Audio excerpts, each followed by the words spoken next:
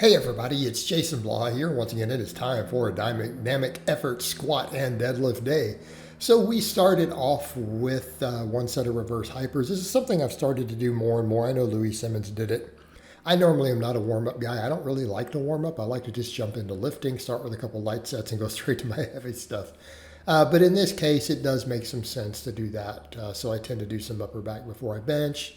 Before I squat and deadlift, I'm doing a set of reverse hypers, just a normal work set of 25, and then we jump into it. So for the speed work, I had to figure out kind of how I wanted to set this up. It's been a long time since I've done speed squats. So looked at a couple bars. I went ahead and just went with my safety bar, mainly because I just don't want to put any stress on my shoulders. No need to put any stress on my shoulders while I am working on all of that inflammation going away. The reason I've gone back to closed grip benching, the wide grip benching, caused some of that. So safety bar, easy way. And yes, this stuff is light. Yes, I am running a lot of chains though. That is over 100 pounds of chains. And I have them set to where they're just barely touching the floor at the bottom. And that's the idea. Now I could set those, rig them up to give a little more, but I feel like that setup is good in terms of the way I have the chains folded into thirds. So if I go into halves, way too much of it still stays off the floor, like even when I get to the bottom of a squat. So I really have done best with that, those chains folded into thirds. So those are 5 foot lengths of chains. So again, not crazy heavy because it doesn't need to be. It needs to be explosive. And I want people to note here, and you'll notice when we get to the side shots, because I change the angles as I go. As we go over to the side shots on this, you'll see how far back I get. I have the knees still above the ankles. I have a vertical shank at the bottom of these, as you guys will see from the side shots later. Eventually, I'd like to get it even further back, but that's a little more advanced. Also notice I go super wide. All right, so we go to a 12-inch box. We go below parallel, right? We go below parallel. We go super wide. So if you guys notice, I need the open base rack because I used to do these without. It's one reason I did this, set this rack up this way. I used to have a closed base, and I had to reconfigure it so that I could do speed squats back in the day. So notice my toes are underneath the thing. They're wider than the rack, just at least a couple of my toes. So that's the idea. We go super, super wide. And I go on a low box, and I do get some other guys who are like, man, why do you run such a low box? And I'm like, because I can, right?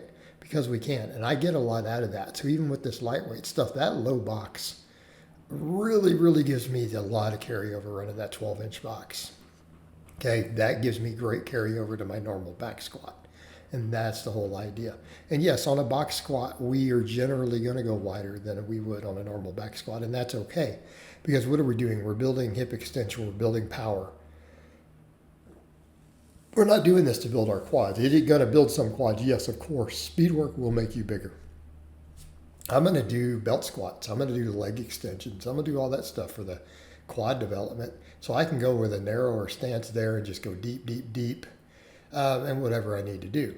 So now there we'll get a really good view of the chains. We get a good view of the side view. So we want that vertical shank at the bottom, right?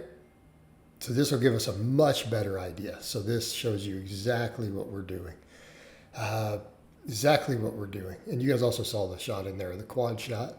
So again, notice what we got. And yes, people always notice when they see this size stuff, like it's like, okay, now we see how big your hamstrings are. I'm going to keep over developing those hamstrings because they're going to matter, right? Getting those hamstrings bigger really keeps your back safe on certain stuff. But the other big part of it is the ability to sit back on that box. And if I can get real strong at sitting back on the box when I go to a normal power squat, we're in a good spot. I almost feel like I wish I had a rack set up to where I could do the big bar and I could go all the way to where I can get my fingers all the way to the collars. My J-hook setups that I have don't let me do that, unfortunately. So again, I do feel like I would probably be a strongest squat possible for me if I do that because I can squat really wide. So then that true crazy low bar position, right? It would be kind of nice. It might be something to work on. All right, speed pulse, same thing, just 225 plus 150 bands. Did 6 doubles. And for those curious, my speed work's about 30 seconds between sets. It's all fast, fast, fast. All right, so the speed pulls, I did conventional today. I did sumo last time. I'll rotate through those. The main thing is avoiding adapting. right? We don't want to adapt. You can run this stuff in 3-week waves, or you can just rotate, rotate, rotate. The main idea is to get the explosive power, the compensatory acceleration, the positions you want, right? And again, when people will say, how does this carry over? Well, you'll see. Watch what happens. As I'm doing the true max effort work, rotating max is doing this stuff, my lifts are going to go up. I get strong when I do this. Like, we got jacked doing the power building stuff. I got a better physique. I've improved. People have noticed the improvements from looking just like a power lifter to looking better. But even now, we're doing a ton of arm work, right? We're doing a ton of arm work. So arm work is going to stay a big part of my training, as I do need bigger arms. So as I continue to improve all this stuff here, bring the arms up and then get leaner, keep getting leaner. But triceps, biceps are a big priority in my training. So again, I do 20 sets for biceps, of course, on Wednesday. But then the tricep work is done on both the bench days. And I'm hammering. I'm going to keep hammering my triceps in the ground. I even did a little bit today. I did a set of pullovers to finish up, just for the extra upper back and a new angle. All right, glute ham raises. So then after all the speed work, I did supersets on glute ham raises and belt squats. Now I've noticed now that I go really deep on the belt squats, I can't do quite as much weight. That's okay. So I took one of those plates off and I did 12s instead of like 6 to 8. Again, felt really challenging with 12s. So you guys will see that up next here. So again, glute ham raises, just 3 sets of 10 after having done that stuff. And I decided not to do any good mornings on this day. I do really heavy good mornings on Tuesdays. I did heavy good mornings after my max deadlift. I feel like a lot of these days, I just don't want the extra axial loading, right? I don't want to have to recover from it because I do all that stuff on Tuesday. Tuesday's always going to be a very heavy axial loading day. And we need to be able to recover from all this stuff. So I'm looking at things like stimulus to fatigue here, getting the most hypertrophy for the least fatigue, right? Least amount of fatigue in terms of just beating my body up. So again, some 12s on belt squats, going as deep as I can do. So you notice we're pretty dang deep. Taking obviously the narrower stance in the box squats, lights my quads up. And then same thing, we do glute ham raises. So all this stuff, we have no compression of the spine, no axial loading, nothing, right? And that's what I want here at this point. Everything is really about traction. So even then, this stuff is still some traction, because on the glute ham raise and going down at the bottom, it's minor. People will argue about traction on the belt squat a lot due to it being around the waist. We could argue it may not be real traction. But at least we have no axial fatigue from any of this. And that's the point. We want no axial fatigue, and then we want to finish with traction from the reverse hyper, okay? I have a lot of axial loading because of the Tuesday. Plus I do speed squats, I do speed pulls, all this stuff with bands and chains at the lockouts. All right, I need to make sure that my lower back is recovered with what I do. All right, especially when you guys see me doing a full 1-rep max deficit deadlift. All right, we got plenty of back stress happening here. We don't need to exacerbate it. So let's just get jacked. All this other stuff, just volume, think of stimulus, fatigue, think like a bodybuilder, right? Build all the muscles up associated with it. So again, it's going to be legs, quads, glutes, adductors, hamstrings, lower back.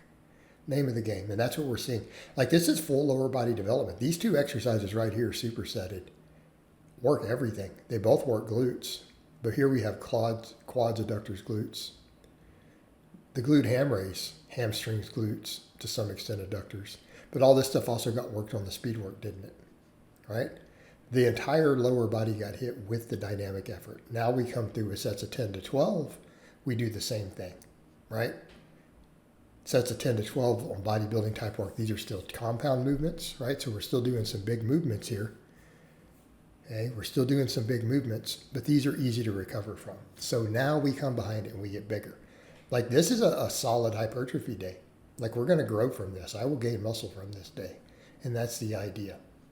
So again, a lot of my accessories, though, we're going to really push good mornings hard, but I'm going to not do them all. Definitely always on the dynamic days, but we're going to push the belt squat.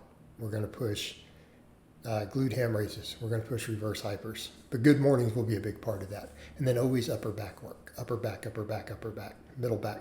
Going to be a big deal for all of this because that accounts to all of my lifts. So then we'll finish up with some of that afterwards. So again, I do the hamstrings first here. So the idea, glute ham raise and a belt squat, right?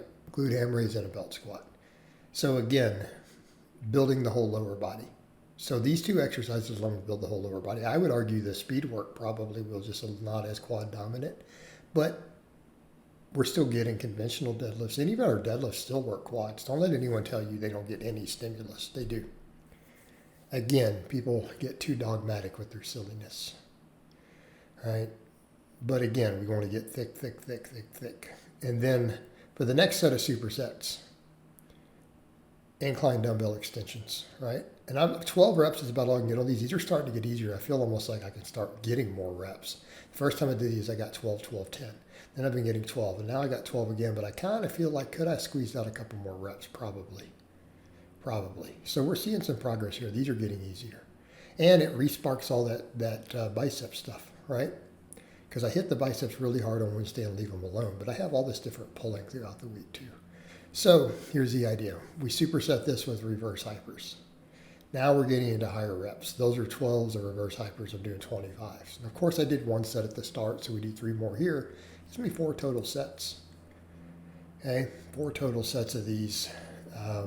So again, obviously, even though we do quad work, we are slightly posterior chain dominant with this, but that's what we need. We need glutes, we need hips, we need hip extension. All right, we need those things. And I would argue if you go to a really wide stance squat, it's not as quad dominant. So if I'm going to do true power squats later, especially if I eventually get a setup where I can do a really wide grip to go into that crazy low bar, man, it'd be a different game. But again, this is also why we need the upper back. So even though I'm always doing it on the other day, just like because it helps with the bench, doesn't it help with our squat and all that? Of course it does. Building that shelf. And I need it for the shoulder health. Again, this particular exercise is definitely a shoulder health exercise. I've seen physical therapists even use this one for people with different shoulder issues and pathologies. So again, working these things, working it. We want to make sure that we build those areas up, right? So upper back is being done pretty much every day. I mean, arguably bicep day. Pull-ups may not be true upper back.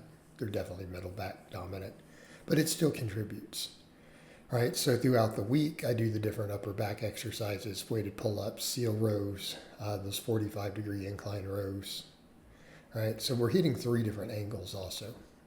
This one today is obviously the most upper back dominant out of them because that 45-degree angle definitely more upper back than lat.